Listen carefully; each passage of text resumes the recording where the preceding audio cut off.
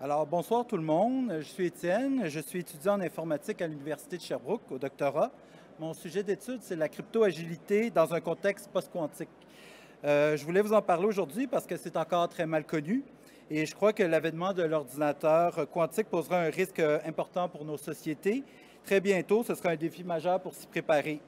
Alors, la crypto-agilité, c'est quoi? Bien, la crypto-agilité, en général, c'est la capacité pour un système d'évoluer vers de nouvelles méthodes de chiffrement en effectuant une transition harmonieuse réalisée en temps et en heure, sans heure ni chaos ni chaos. Mes études portent sur la manière d'intégrer les algorithmes post-quantiques à nos méthodes de chiffrement actuelles. Alors, pourquoi est-ce important? Parce que l'arrivée des ordinateurs quantiques vient changer la donne. Sans entrer dans les détails, disons que les ordinateurs quantiques fonctionnent en trouvant d'abord toutes les réponses possibles, avant ensuite d'éliminer les mauvaises. Un peu comme un appareil radio dont l'antenne capte les ondes de tous les postes à la fois pour finalement n'en sélectionner qu'un seul. Ça donne aux ordinateurs quantiques la capacité de favoriser de très grands nombres très rapidement, ce qui leur permet de casser le chiffrement asymétrique de façon efficace.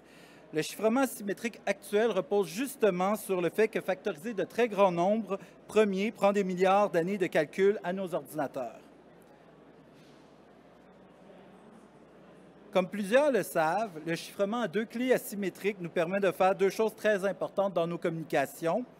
L'échange de clés de chiffrement qui rend possible des communications confidentielles et authentifier l'émetteur d'un message pour être certain qu'on parle bien à la bonne personne et pas à un imposteur. Alors, qu'est-ce qui se passe quand ces deux outils sont brisés? Dans un premier temps, sans doute que des agences de gouvernement s'en serviraient à des fins d'espionnage. Mais assez rapidement, des puissances étrangères ou des acteurs malveillants pourraient s'emparer de cette technologie-là, un peu comme ça a été le cas jadis pour les armes nucléaires. Par exemple, on peut imaginer qu'une attaque sur une banque, lorsque quelqu'un pourrait s'emparer du mot de passe d'un autre ou se faire passer pour quelqu'un d'autre. Aussitôt que la nouvelle serait connue, on pourrait avoir une ruée sur les banques. Une telle attaque entraînerait le blocage des systèmes de paye et des transactions bancaires. Au moins durant quelques mois, le temps qu'on puisse repasser à la technologie papier-crayon si on trouve le personnel pour le faire. Des acteurs malveillants pourraient s'insérer dans les communications des forces de l'ordre et se servir de deepfake pour se faire passer pour les répartiteurs ou les officiers supérieurs. Ça leur permettrait de donner toutes sortes d'ordres et de contre-ordres aux patrouilleurs pour les disperser aux quatre coins de la ville et les empêcher de faire correctement leur travail. L'addition de tous ces éléments pourrait briser la confiance entre la population et l'État.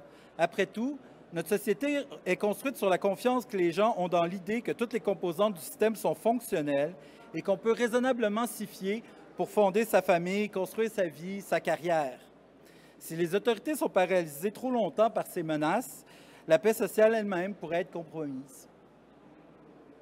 La bonne nouvelle, c'est qu'on dispose déjà d'algorithmes de chiffrement post-quantique qui, eux, sont capables de résister aux capacités des ordinateurs quantiques. On a donc un solide point de départ pour régler le problème. Je dis point de départ parce qu'il reste toute la question de savoir comment les mettre en place, mais aussi de se mettre d'accord sur la meilleure façon de les implanter, de déterminer les bonnes pratiques du futur. C'est dans ce but-là que le NIST, aux États-Unis, a lancé en 2016 un concours de chiffrement post-quantique.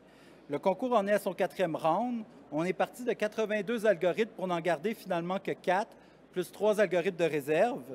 L'enjeu est de déterminer quelle sera la norme de chiffrement du futur. Chaque algorithme finaliste a été retenu pour un usage différent. Il y a de bonnes raisons pour ça. C'est que les algorithmes post-quantiques posent beaucoup de problèmes. Certains sont trop longs, la clé est trop grosse, ils peuvent demander trop de puissance de calcul ou ils sont trop lents. Donc, on a plutôt choisi d'utiliser une variété de solutions pour les différents cas d'utilisation plutôt qu'une seule solution universelle. Par ailleurs, des solutions technologiques pour faire une transition qui soit crypto-agile sont en émergence chez de gros joueurs comme Cloudflare, les GAFAM, VMware. Ici, on a IBM qui propose une suite de 3 outils qui permettent de balayer un système pour connaître ses vulnérabilités, analyser le système en question, puis ensuite proposer des étapes de remédiation pour faire la correction. Pourquoi s'en préoccuper si tôt alors que la technologie n'est même pas encore au point? Bien, certains ont soulevé des objections aux efforts faits envers le chiffrement post-quantique. On a dit que c'est un gaspillage de ressources pour un problème qui pourrait bien ne jamais exister. D'autres ont dit qu'on devrait attendre d'être à la rivière pour la traverser. Moi, j'aimerais vous raconter pourquoi je crois que c'est important de s'en occuper dès maintenant. Ici, on voit les prévisions de Gartner sur la progression du nombre de qubits logiques dans les ordinateurs quantiques pour les années à venir. Le graphique montre le moment où nous atteindrons la zone critique pour la sécurité de chiffrement asymétrique. On comprend que quelque part entre 500 et 1000 qubits logiques, soit vers 2028, la sécurité informatique serait fortement compromise. Et ces prévisions faites en 2018 sont déjà dépassées. Voici la feuille de route publiée par IBM sur son site. Son ordinateur quantique Osprey de 433 qubits est déjà en fonction. Celui de 1000 qubits est promis fin 2023, c'est demain. Encore plus impressionnant, ils promettent plus de 4000 qubits dès 2025, et ce qui est très, très proche. Plus encore, IBM a annoncé vouloir faire un ordinateur de 100 000 qubits d'ici 10 ans. Évidemment, il faut apporter quelques nuances. On ne sait pas encore quelle part de ces qubits seront réellement disponibles comme qubits logiques pour effectuer du travail, et aussi quelle part va servir plutôt à éliminer le bruit qui gêne le fonctionnement de ces ordinateurs. Il faut en effet de 100 à 1000 qubits pour produire un seul qubit logique. Mais on voit bien que la progression est beaucoup plus rapide qu'initialement attendu, une tendance qu'on a souvent observée en informatique. La prudence nous enjoint donc d'être prévoyants et de commencer dès maintenant à chercher des solutions à ce problème, surtout si on considère l'importance des enjeux de sécurité que cause l'arrivée des ordinateurs quantiques.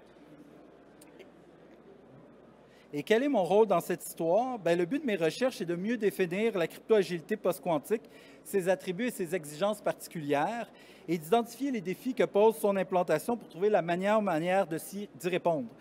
J'espère vous avoir fait vibrer à l'importance de cet enjeu pour nos entreprises, nos organisations et nos gouvernements. En terminant, j'aimerais avoir quelques mots de remerciement pour l'équipe qui travaille avec moi, mon directeur de recherche, M. Pierre-Martin Tardif, notre stagiaire, Mme Narja Sadjar, et l'équipe de VMware qui nous soutient dans nos recherches. Et j'aimerais vous remercier, vous tous, de votre attention ce soir.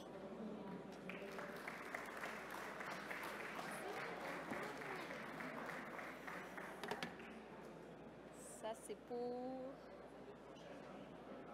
Ah, OK, génial. Merci beaucoup, Étienne de l'Université de Sherbrooke. Bravo d'avoir brisé la glace. C'est pas évident. 6 minutes 40. Félicitations. J'invite maintenant Jean-Jacques de l'Université du Québec en Outaouais à monter sur la scène.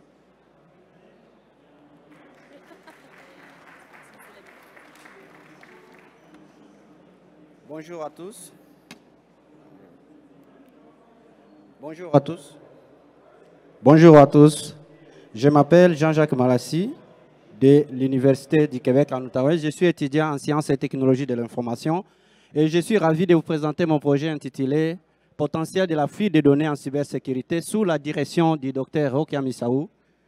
La cybersécurité renforce la confiance lorsqu'elle est centrée sur l'humain, les sommaires. Dans l'introduction, nous présentons le contexte de la problématique et l'objectif du présent projet avant de faire quelques rappels, puis passer à la fuite des données dont nous allons parler du jet des données et de quelques résultats avant d'arriver à la conclusion. L'émergence du numérique et du télétravail, ainsi que de l'info nuagique, a élargi la surface d'attaque, causant ainsi une forte augmentation des cyberattaques sous diverses formes et aux conséquences graves au cours des dernières années. Ces attaques, le Canada en a fait face au début de cette année, ayant ciblé tous les secteurs de la vie, y compris les gouvernements. Ce genre d'actes affecte la confiance numérique. Le problème actuel, c'est que les formes et les types d'attaques évoluent constamment, leur origine reste souvent inconnue et certaines attaques sont commanditées par des États.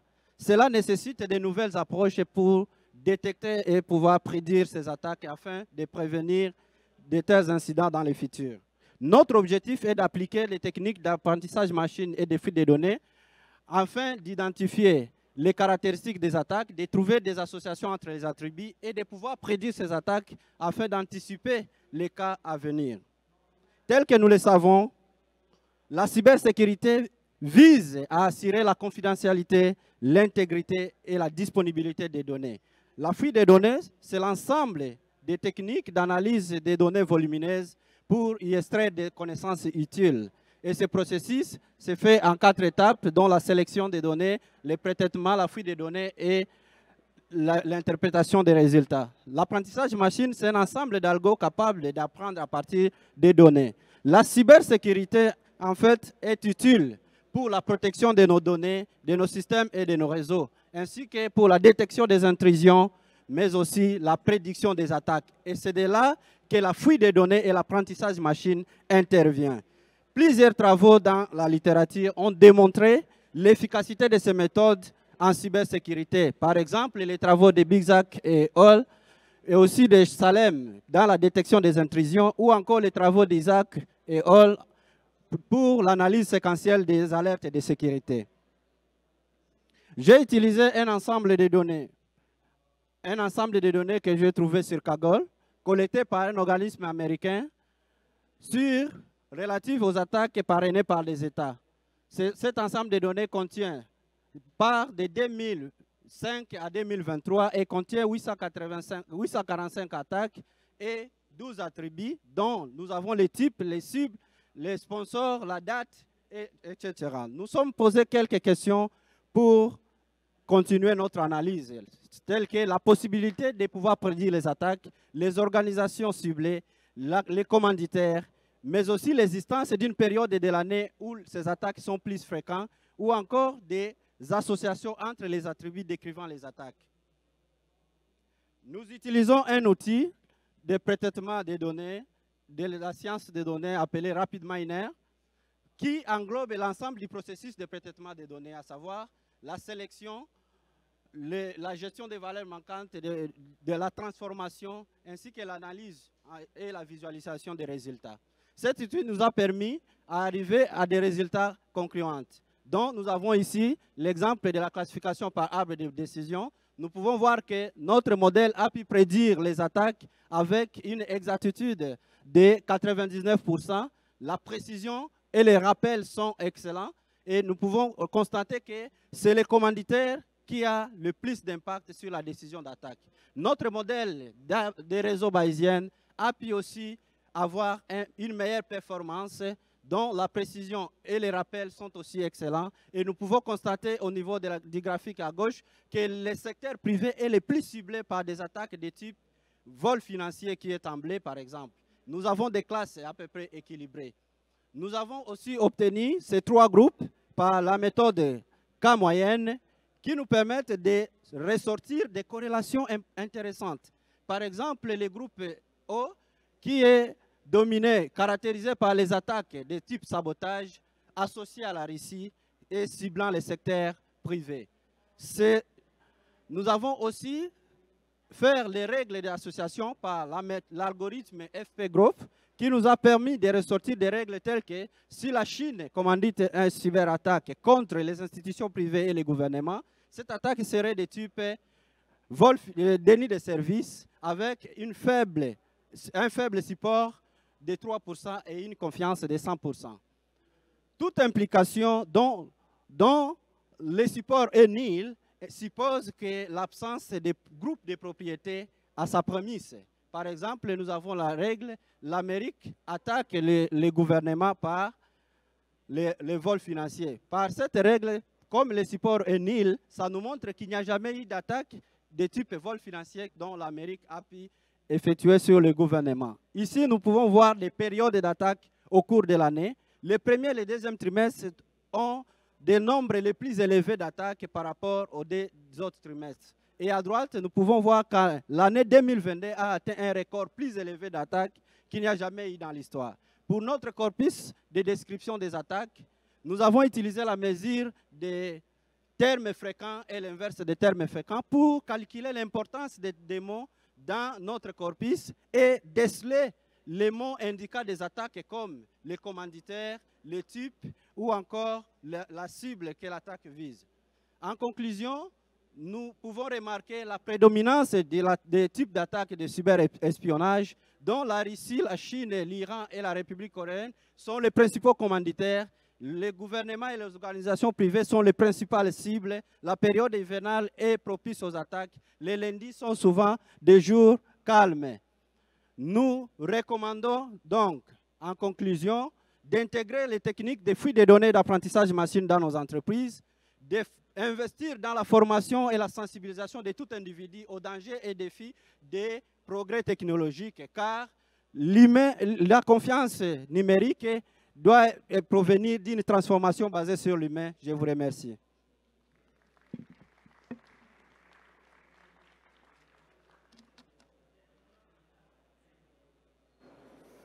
Merci beaucoup, Jean-Jacques, de l'Université du Québec en Outaouais. J'invite maintenant Rim de la Polytechnique à venir nous rejoindre. Je vous rappelle de tenir le micro très, très proche de votre bouche. Il est unidirectionnel.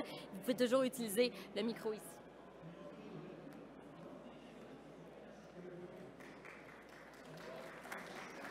Bonjour tout le monde.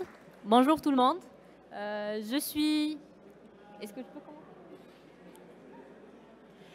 Je suis Rim Santini, étudiante en maîtrise de recherche à Polytechnique Montréal. Aujourd'hui, je vais vous présenter une partie de mon projet de maîtrise de recherche nommé Détection d'intrusion collaborative en absence de confiance, encadré par Nora et Frédéric Kappens. Je vous présente le fameux Bob qui veut changer le rythme de sa vie et aller en vacances. Donc, il veut prendre une décision par rapport à la destination. Comme on peut savoir, il doit voir c'est quoi ses préférences et là, il aura une simple décision à faire. Mais attachée à Bob, Alice, elle veut aussi aller aux vacances. Donc, elle lui discute avec Bob c'est quoi vraiment la destination qu'il veut aller. Et d'autres amis ont écouté à cette discussion par hasard, donc ils veulent maintenant joindre cette organisation de vacances. La prise de décision par rapport à la destination maintenant est plus compliquée et face à cette situation, Alice et Bob veulent maintenant imposer leurs décisions aux autres équipes puisqu'ils voient qu'ils ont une certaine destination qu'ils veulent faire. Comme vous voyez, le problème ici, c'est que la prise de décision, elle devient plus complexe quand le nombre est plus grand et qu'on a des membres qui sont non coopératifs. Donc, la problématique dans notre cas, c'est la prise de décision et le consensus en présence de membres non coopératifs ou malveillants. Ce n'est pas différent pour les systèmes qui travaillent en collaboration en IT. Donc, nous avons les systèmes de détection d'intrusion. C'est des systèmes pour surveiller les différentes activités du réseau, détecter les activités qui sont malveillantes et puis générer des alertes. La couche qui est ajoutée dans les systèmes de collaboration, de détection d'intrusion collaborative, c'est la coopération entre les IDS, la communication et bien sûr la génération des décisions, donc les résultats par rapport à la détection qui doivent être fiables. Dans notre cas, donc, le problème dans les CIDS, les systèmes de décision d'intrusion collaborative, c'est en situation d'urgence, la corruption des nœuds qui font que la décision ne sera pas fiable et le grand nombre de ces nœuds. Notre réflexion par rapport à cette solution, c'est d'implémenter un système temps réel qui utilise une plateforme de communication et avec une certaine logique qui permettra la décision, même en présence de nœuds qui sont malveillants. Cette logique qu'on a identifiée est nommée la logique d'argumentation.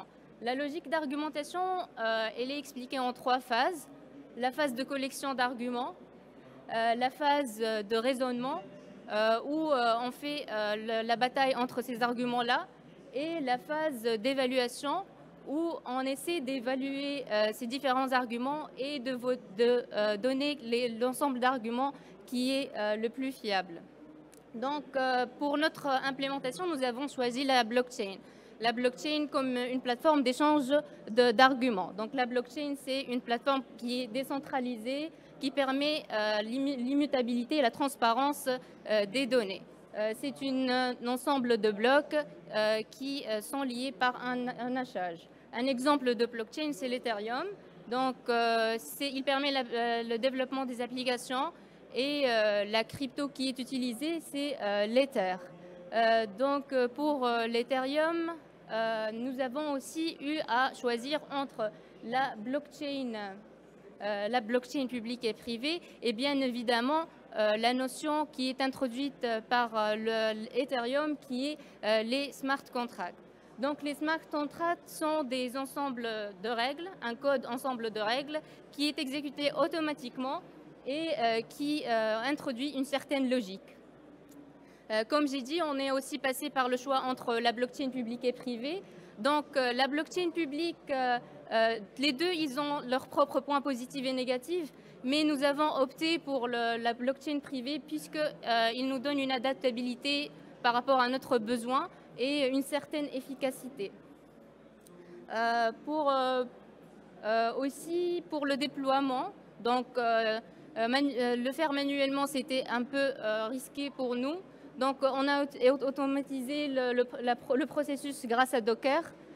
Nous avons déployé 5 nœuds validateurs pour notre blockchain privée et un nœud Bootstrap pour la reconnaissance des différents nœuds. Nous avons aussi utilisé une plateforme en ligne qui est open source, qui est facile et prête à utiliser et efficace pour le développement des smart contracts et prête à être testée aussi en ligne. Donc, c'est ce qui explique notre choix. Je vous présente dans cette figure, c'est l'architecture globale de notre solution. 2 composantes principales dans cette architecture qui sont les X-Guard qui sont dans le côté off-chain et les M-Guard qui sont dans le côté on-chain. Donc comme vous voyez, le nœud rouge c'est la blockchain et les autres ce sont des sous-réseaux qui essaient de se connecter à la blockchain. Notre composant X-Guard, il présente plusieurs modules. Bien évidemment la détection, le module de corrélation entre les alertes, le module de génération d'arguments et le module de communication pour communiquer avec les composants M-Guard au niveau de la blockchain. Donc ici, je vous présente le processus grâce à cette figure d'interconnexion entre les XM-Guard. Initialement, le X-Guard va initier l'argumentation qui va être capturée par le M-Guard qui va notifier les autres réseaux et donc ils vont répondre par une attaque ou un support. Des questions qu'on peut se poser après cette présentation, c'est comment on définit le support et l'attaque entre les arguments et comment on peut construire ce graphe de relation de support et d'attaque entre ces différents arguments. Merci.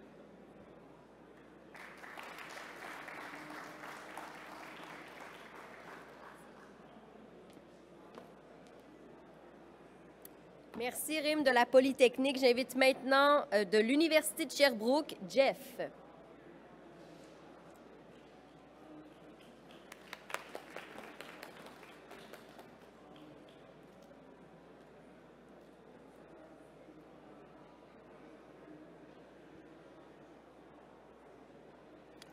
Bonjour à tous, je m'appelle Jeff Kandankashama, étudiant à l'Université de Sherbrooke et j'ai l'honneur de vous présenter mon travail qui s'intitule « Détection d'anomalies à partir de journaux d'application à l'aide du Deep Learning », un travail en collaboration entre l'Université de Sherbrooke et Desjardins. Des récentes avancées en intelligence artificielle ont démontré combien cet outil est puissant dans diverses tâches, notamment dans les traitements du langage naturel, par exemple. Nous avons ChatGPT dans la vision par ordinateur, nous avons la génération des scènes et des images réalistes. Et cette technologie est de plus en plus aussi adoptée en cybersécurité pour être utilisée. Et à la base de cette révolution, il y a d'un côté cet accès aux données massives qui sont disponibles aujourd'hui, qui sont acquises de façon à temps réel et provenant de différentes sources avec une variété dans leur structure, donc des images, des textes et tout ça, qui offre un champ énorme d'exploitation et d'extraction des connaissances à la base de la révolution. Et de l'autre côté, nous avons aussi les superordinateurs qui permettent de faire des calculs beaucoup plus rapidement, qui permettent aussi de faire des stockages des données en quantité énorme, et avec des unités graphiques, par exemple, qui permettent d'implémenter aujourd'hui des réseaux de neurones très vastes et et les entraîner en un temps record à comparer au temps passé. En cybersécurité, on vise à protéger les items des valeurs d'une organisation. Ça peut être des ordinateurs, des capteurs, des actuateurs qu'on peut trouver sur les marchés. Et de l'autre côté, nous avons aussi des secrets d'une organisation ou des données qu'on ne peut toujours pas trouver sur les marchés et qui nécessitent donc un certain niveau de protection beaucoup plus avancé. Et les organisations, tout le monde, les gouvernements, on est exposé à des attaques aujourd'hui. Personne n'est épargné, même les individus. Et ces attaques peuvent provenir des différentes sources. Ça peut être de l'extérieur ou de l'intérieur, par exemple, dans le cadre d'une organisation. Et dépendamment de leur provenance, est associée la difficulté de pouvoir les détecter. Et ce qui a été fait le plus souvent, c'est qu'il y a un expert en cybersécurité qui se met à analyser un système, à analyser les comportements normaux d'un système et met en place un ensemble de règles qui permettent de décrire quel est le comportement normal qui est attendu dans un système sous forme de si événement A ou B, alors c'est une anomalie, sinon c'est normal. Mais attendez, les utilisateurs dans le cadre des organisations, par exemple, interagissent avec les applications. Et à partir de cette interaction-là, on peut aller collecter des données. Par exemple, c'est quoi la vitesse, sa vitesse de frappe au clavier, les gars abusent quand même, mais aussi c'est quoi la vitesse de déplacement de sa souris et l'historique des activités qu'il réalise dans une application donnée. On peut donc prendre toutes ces données-là, les mettre ensemble dans un support de stockage aujourd'hui, les données qui proviennent des différentes sources, les mettre ensemble dans un support de stockage et faire des analyses sur ça pour aller apprendre des patrons qui se trouvent dans ces données, et ensuite, au lieu qu'on ait un expert forcément qui se met à établir des règles qui sera du reste pas exhaustif, à cause de la complexité du système, on peut utiliser de l'intelligence artificielle pour aller directement apprendre des patrons à partir de ces données. Et donc, comme des journaux, une machine peut aller consulter ces journaux d'application pour lire les instructions qui sont là-bas et apprendre des patrons pour enfin établir un profil de l'utilisateur.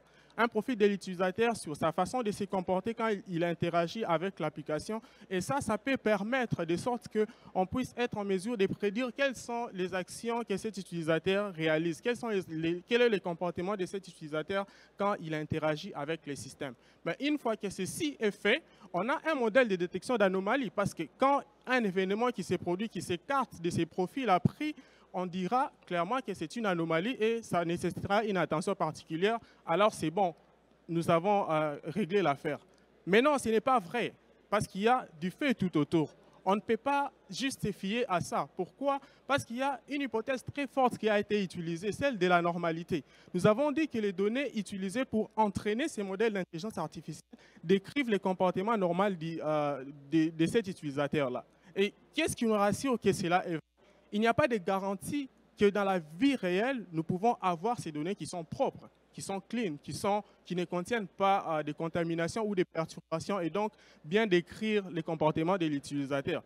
Et ces problèmes, c'est un problème qui nécessite une attention particulière. Pourquoi? Parce que réellement, comme je l'ai mentionné, dans la vie réelle, les données dont on dispose sont contaminées. Ça peut contenir des perturbations, des bruits. Et si on se fie totalement à ça pour apprendre les comportements des utilisateurs, ça serait un problème. Ici, je vous donne un exemple. Nous voulons mettre en place un modèle qui permet de séparer les indicateurs de vitesse avec des signes d'arrêt. Ici, des cercles rouges et verts sont très bien répartis dans leur coin. Et donc, un modèle d'intelligence artificielle, un réseau de neurones peut très bien apprendre cette courbe-là qui sépare ces deux données et puis être en mesure de faire des prédictions. Ça, c'est dans un cas idéal. Mais dans la vraie vie, ce qui arrive, c'est ça, où il y a des cercles rouges qui se retrouvent dans la zone verte et puis ils sont donc mal classifiés. Et ça, c'est ce qu'on appelle un empoisonnement, une contamination de ces données.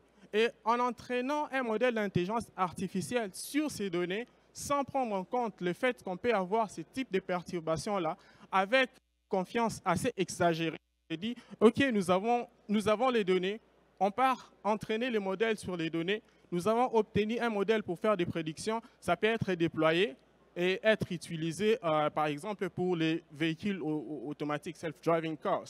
Et ce qui arriverait, c'est quoi? C'est que quand ces modèles sont déployés, ben, ça va causer des accidents. Pourquoi? Parce qu'il y a eu des contaminations dans les données. Et ici, par exemple, c'est qu'un indicateur d'arrêt a été prédit comme étant un indicateur de vitesse. Et donc, la voiture accélère et ça pose des problèmes. Et la même chose arrive aussi en cybersécurité et ça nécessite une attention pour aller prendre en compte les traitements de ces données. Et ça, c'est ce que moi, j'ai fait dans mon travail. C'est la mise en place des algorithmes qui sont robustes à ce type de perturbations. Donc, la contamination, des exemples adversariels, de sorte qu'on n'ait pas trop de problèmes lorsque le modèle est déployé. Les organisations peuvent aujourd'hui profiter de l'utilisation de l'intelligence artificielle en cybersécurité, mais tout en prenant en compte les risques que cela vient avec et traitant ces risques-là pour que les modèles soient beaucoup plus performants. Merci à mon équipe qui m'accompagne, à l'Université de Sherbrooke et aussi à Desjardins. Et merci à vous pour votre attention. Merci beaucoup. Merci beaucoup. Est-ce que ça fonctionne? Oui, allô? Est-ce que ça fonctionne? Ah, merci beaucoup, Jeff, d'avoir été avec nous de l'Université de Sherbrooke. On enchaîne maintenant avec la présentation de Max de l'Université McGill.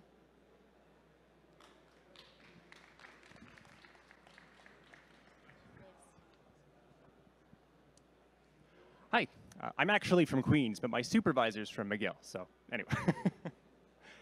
Okay.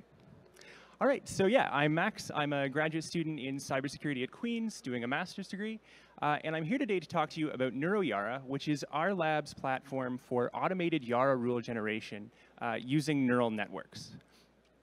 So I'll start by giving you just a little bit of background about the project. So Yara rules are a common tool for signature-based malware detection. So if you look on the right, you can see an example of the Yara rule for the WannaCry family. It includes some strings that can be matched on and conditions indicating what collections of strings samples would have to have in order to be classified as belonging to that family.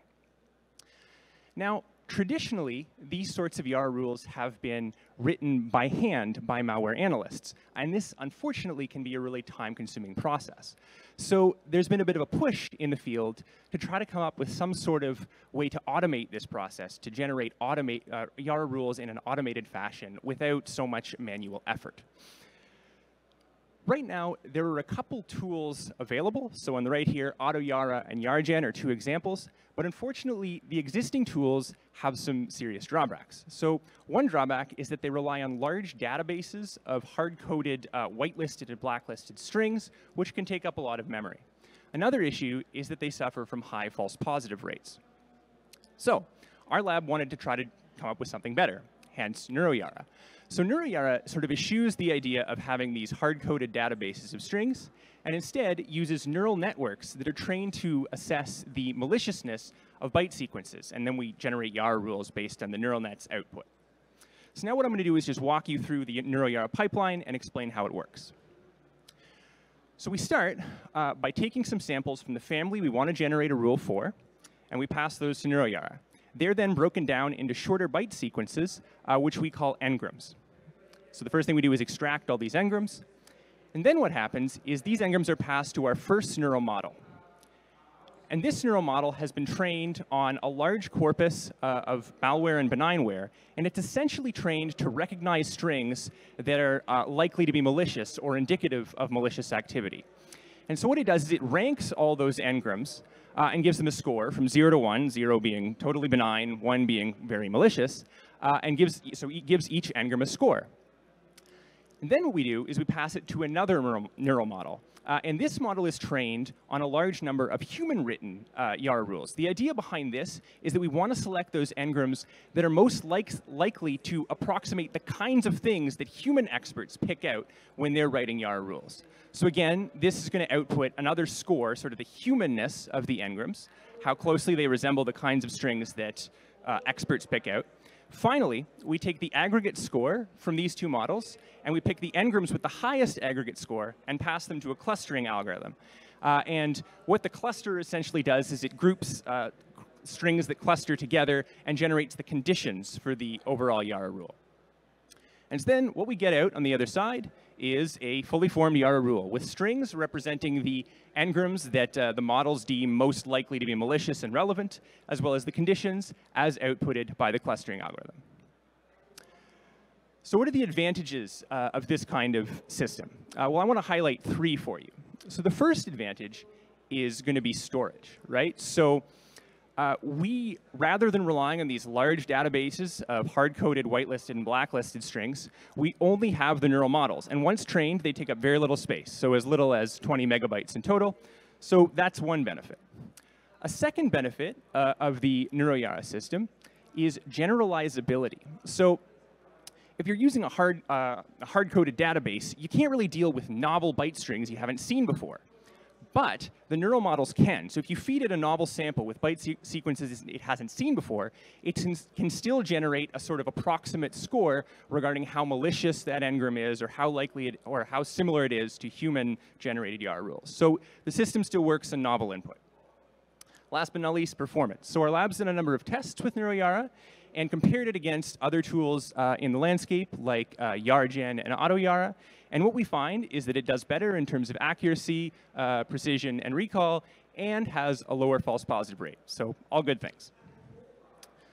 OK, so far, I've sort of talked to you about how the NeuroYara system works, and I've talked about some of its advantages. Now I just want to talk about a little bit about where we're going with this project, what's next.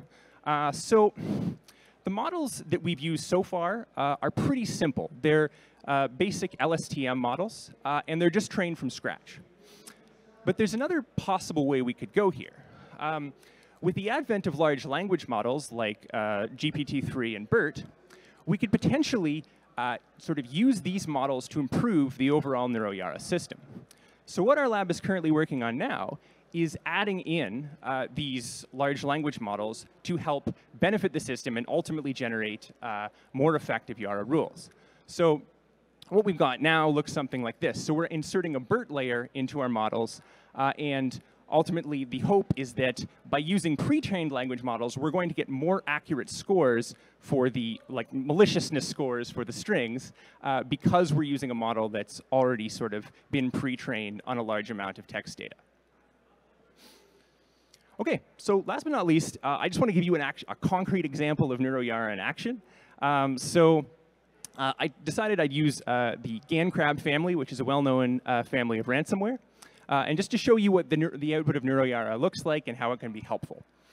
So when I was creating this presentation 2 weeks ago, I took 4 samples from the GANCrab family and fed them into NeuroYara and got a rule that looks like this on the right here with a set of strings and conditions. So the cool thing about this is now that once we have the rule as generated by NeuroYara, we can take it and upload it to an online platform like Hybrid Analysis and see how well the rule does. Is it actually going to pick out recent instances of the malware based on the rule? And so these are the results I got.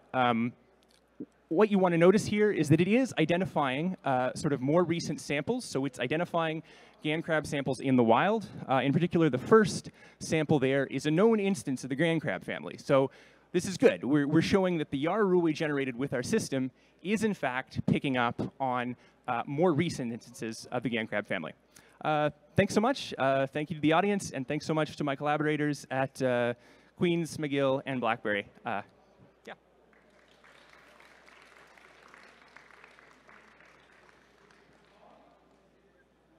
Thank you.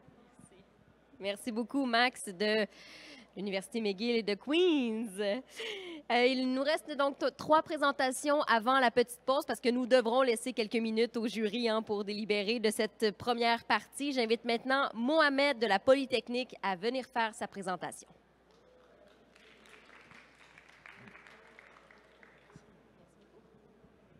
Bonjour. Bon, alors, je m'appelle Mohamed Amin Merzouk. Je suis candidat au doctorat à Polytechnique Montréal. Et dans ma recherche, je m'intéresse à la sécurité de l'intelligence artificielle. Aujourd'hui, je suis là pour vous présenter un Pechakucha au titre quand même assez audacieux, l'IA en péril, les menaces adverses plus proches que l'on ne le pense. Alors, ça va être surtout de la vulgarisation. J'espère que vous ressortirez avec une idée plus claire de ce que sont les menaces pour l'IA. Mais D'habitude, à chaque fois que je fais une présentation sur la sécurité de l'IA, je dois d'abord expliquer aux gens qu'il ne s'agit pas de robots qui vont attaquer l'humanité, en tout cas pas tout de suite. C'est là que je perds la moitié de mon audience qui s'attend plutôt au 7e opus de Terminator qu'à une présentation sur la recherche. Donc ça va parler plutôt des menaces qui concernent les objets de tous les jours, les montres connectées, les téléphones portables, les caméras de surveillance, les maisons intelligentes, tous ces produits qui utilisent de l'intelligence artificielle et qui sont au fond nos produits de tous les jours. Donc avec l'IoT, toutes ces technologies-là sont de plus en plus intégrées dans notre quotidien. Mais d'abord, qu'est-ce que l'intelligence artificielle, ou plus précisément l'apprentissage automatique? Tout commence avec des données, beaucoup de données. Et vous pouvez imaginer que ce nuage de points bleus sont des données, soit des images, du texte ou du son. Il nous est assez facile de remarquer une certaine tendance, une certaine direction que suivent ces données. C'est un petit peu ce que fait l'intelligence artificielle.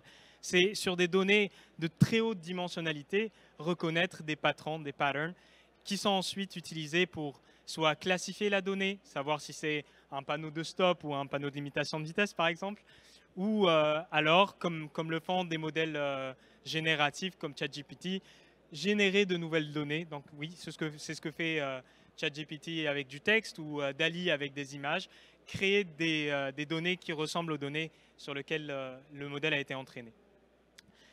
Mais alors, comment on fait pour produire ces modèles d'intelligence artificielle? Le processus est assez simple. Il y a 3 grandes étapes. D'abord, on collecte des données. On conçoit un modèle d'intelligence artificielle, souvent basé sur des réseaux de neurones profonds si on fait de l'apprentissage profond. Et on entraîne notre modèle sur ces données-là. Le modèle qui en ressort est censé, sur des données qu'il n'a jamais vues dans le passé, générer des prédictions qui sont justes. Mais que se passe-t-il si on a un acteur malveillant qui essaye de manipuler ces données? En rajoutant une certaine perturbation aux données, il peut complètement fausser la prédiction du modèle.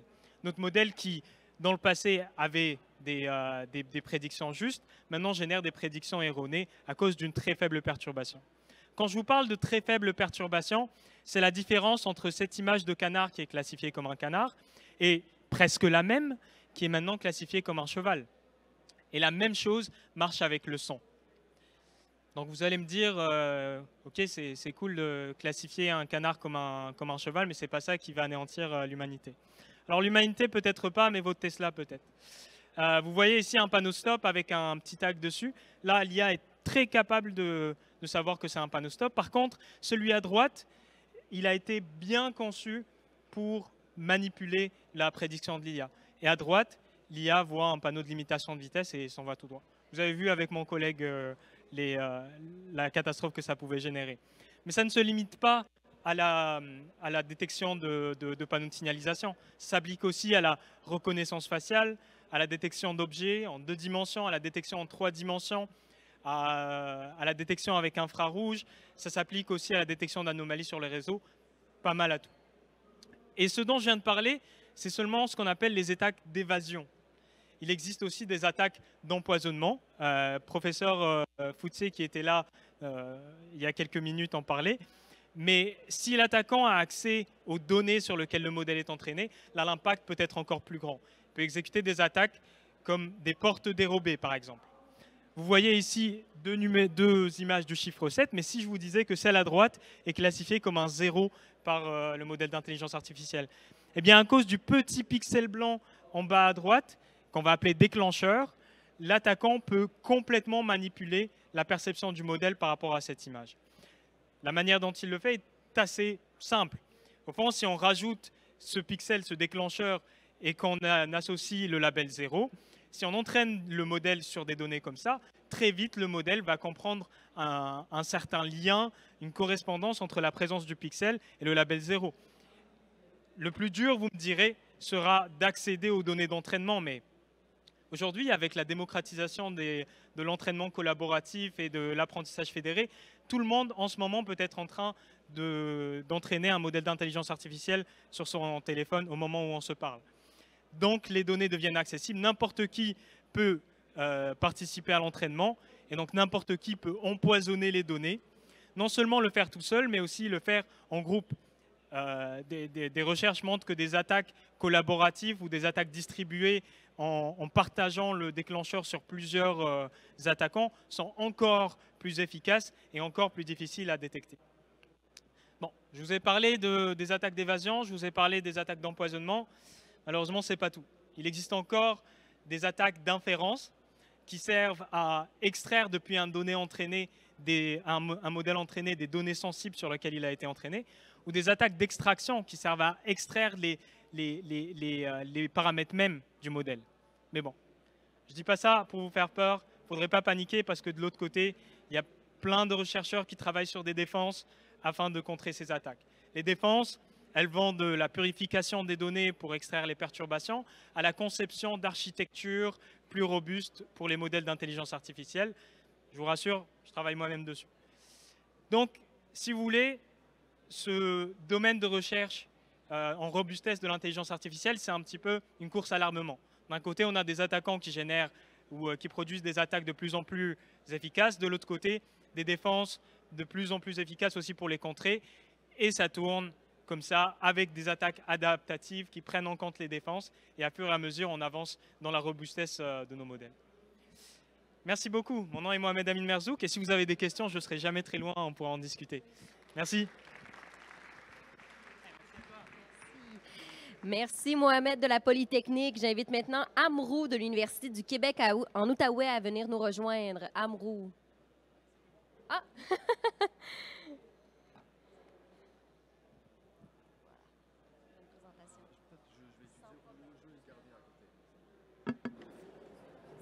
Ça marche?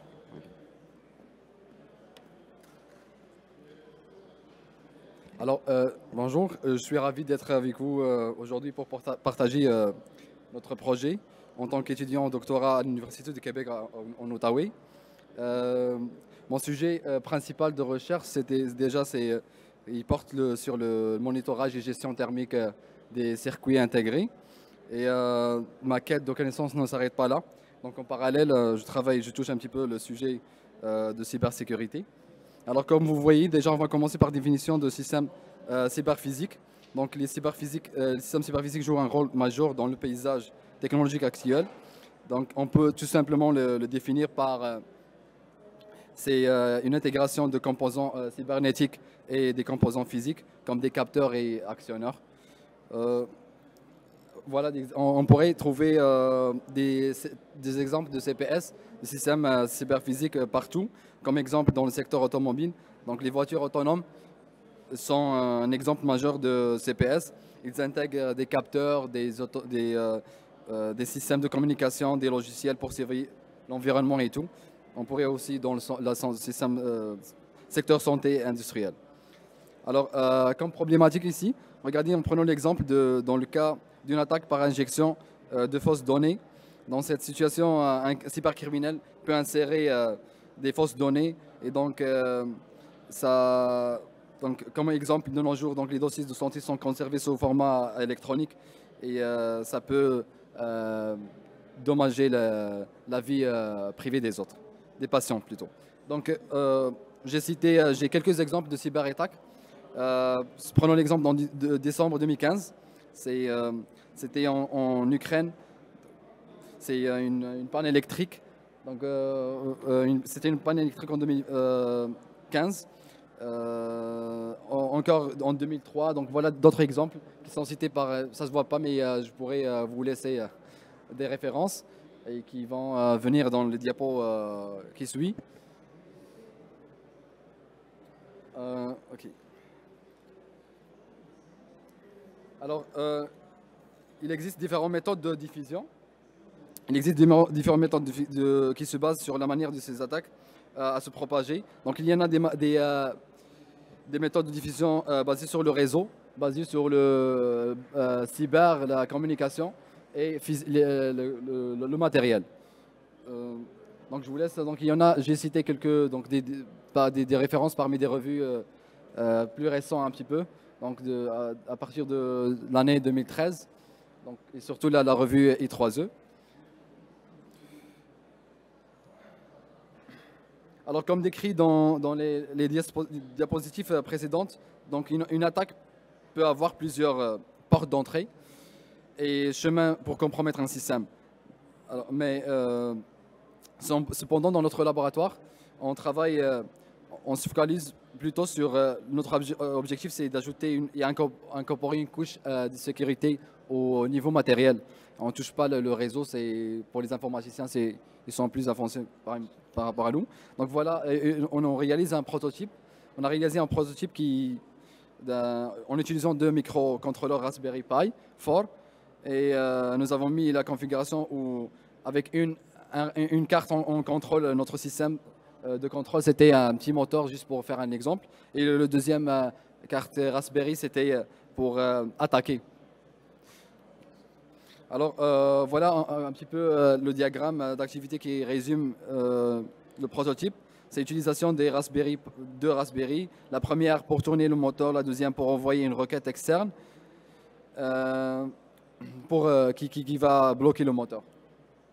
Donc voilà déjà les diapos, ça passe vite vraiment. Mais bon, ici on voit une petite partie de langage de Python, donc, qui détermine la bibliothèque qu'on a utilisée pour contrôler le moteur et pour l'arrêter et pour le faire marcher. Deuxième étape, on a réussi à tourner le moteur avec un certain voltage. Et supposons que pour l'attaquant, on a essayé comme commande d'attaque, c'est envoyer une instruction de faire tourner le moteur à une vitesse anormale, hors de sa capacité. Si c'est l'identification de l'adresse IP, c'est comment la deuxième carte qui va jouer comme un deuxième serveur. Donc ici c'est comment il a accédé pour savoir l'adresse, pour détecter l'adresse IP et le port à travers lequel il peut commander le même moteur, le même système. Ok, donc c'est bon. Donc l'attaque est envoyée par la Raspberry, la carte externe. Et on a utilisé la requête HTTP qui est créée pour arrêter le moteur sur le serveur principal.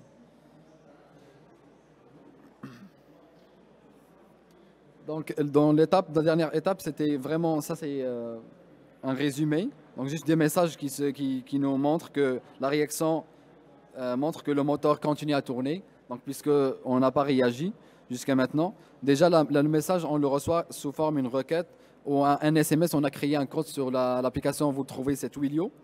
Donc, on a connecté, on a utilisé l'adresse IP, le port de la première carte. Donc, vous voyez, à suivre les étapes, on a créé un numéro virtuel, numéro téléphonique SIM virtuel pour qu'on reçoive donc la commande et c'est à nous à autoriser oui ou non. Okay.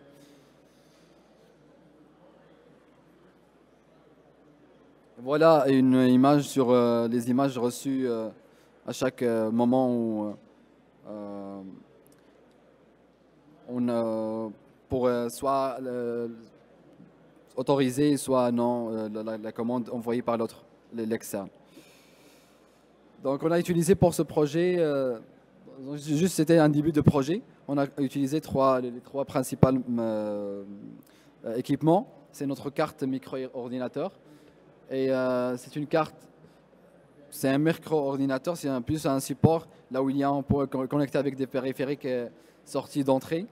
Donc il est programmable par Python ou C++ ou Scratch ou d'autres langages. On a encore un micro, le moteur et le moteur driver. Ici, dans cette partie, notre projet est encore en plein de déroulement. Donc on utilise ça, c'est le stade de conception réelle d'une couche de sécurité en utilisant le langage LabVIEW module FPGA. Notre FPGA, c'est le Myrio. Et il y a plus encore à dire, mais bon, ça ne me suffit pas le temps. Merci beaucoup. Hein.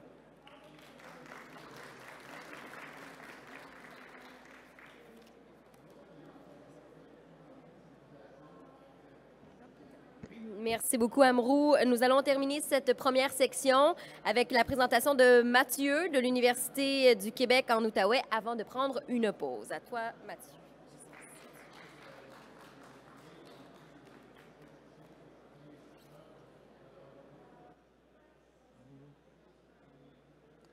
Bonjour. Alors, ma présentation va tourner autour du sujet qui est la présence. Donc, rapidement, je vais vous décrire un peu concrètement ce que ça veut dire.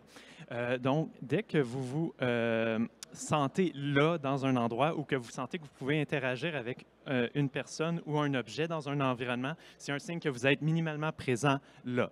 Évidemment, ça vaut pour votre quotidien, mais ça vaut aussi pour avec n'importe quelle interaction dans un médium particulier, y compris simplement regarder une image en 2 dimensions devant vous. Vous pouvez, si vous le voulez, essayer de vous immerger, par exemple, dans une image en 2 dimensions.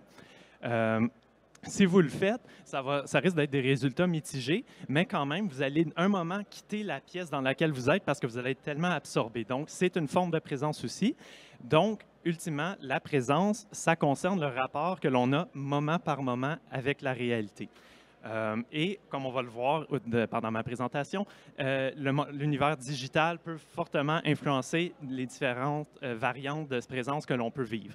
Évidemment, vous vous en doutez peut-être avec mon introduction, ça concerne beaucoup de questions philosophiques et tout, qui datent depuis très longtemps, mais on ne va pas se pencher là-dessus aujourd'hui. On va vraiment se centrer sur les technologies immersives que l'on connaît aujourd'hui et qui continuent de progresser, qui vont venir influencer, qui peuvent venir influencer de par leur qualité immersive le sentiment de présence et en plus qu'elles sont de plus en plus utilisées.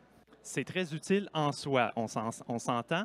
Ça peut assister à la formation professionnelle, comme par exemple des chirurgiens. Ça peut venir assister aussi dans la psychothérapie. Ça peut venir assister pour améliorer nos divertissements aussi. Par contre, ça peut être un problème parfois parce qu'on pourrait le sous-estimer, mais tout le temps être avec des technologies immersives, être tout le temps présent, en quelque sorte, ça pourrait devenir aussi un problème émotionnel, psychologique. Ça peut mener à des difficultés qu'il faut considérer aussi. Des fois, c'est inadapté d'être présent. Donc, il faut se protéger en quelque sorte des technologies immersives qui peuvent envahir notre niche écologique. C'est quoi une niche écologique? C'est vraiment tout ce qui est dans votre environnement et qui peut venir influencer une espèce donnée, ici l'être humain. Ça peut être d'ordre naturel, par exemple un ruisseau, puis on reste autour du ruisseau pour s'abreuver, comme ça peut être artificiel, créé par l'humain, comme un service d'aqueduc qui va amener l'eau à vous.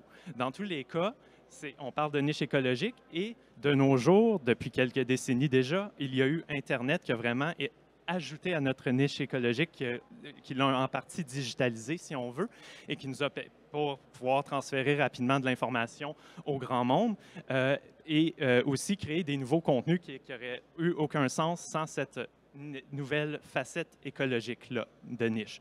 Vous avez aussi, il faut savoir, une niche écologique, ça se façonne par les forces des forces plus profondes qui peuvent être soit en nous, soit dans notre société. Ici, je fais référence à un exemple très concret, la sexualité, et peut-être que quelques personnes ici ont reconnu la personne ici, peut-être pas, mais ou l'application Tinder, mais pensez à comment la sexualité influence la technologie en permanence. Maintenant, dites-vous, tantôt je vous ai montré l'image en Italie, c'était bien beau, mais c'était une image en 2 dimensions. Imaginez-vous une immersion beaucoup plus saisissante, réaliste, avec qui vous immerge beaucoup plus et qui est beaucoup plus séduisante. Est-ce que ça se pourrait que vous ayez des difficultés à revenir à la réalité par la suite une fois que vous êtes immergé? Est-ce que ça se pourrait aussi que vous ayez même si vous êtes capable, ça ne vous tente au moins parce que c'est tellement agréable d'être là?